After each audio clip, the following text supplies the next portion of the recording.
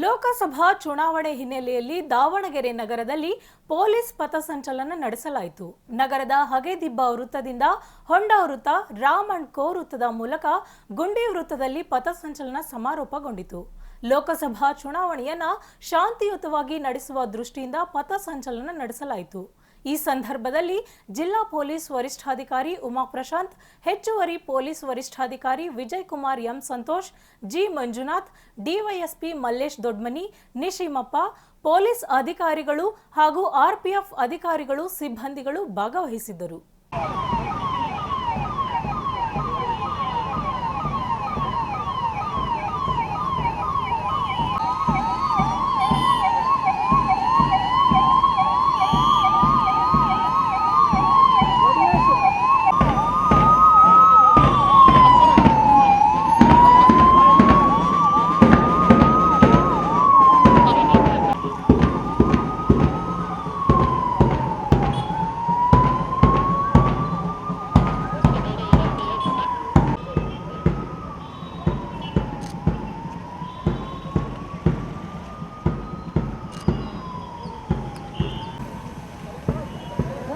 Video collect ಮಾಡ್ಕೊತೀಯಾ?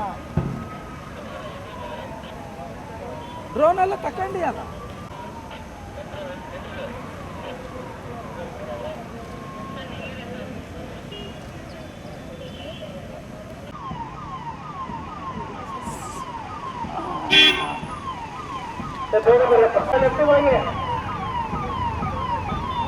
Left ಹೋಗಿ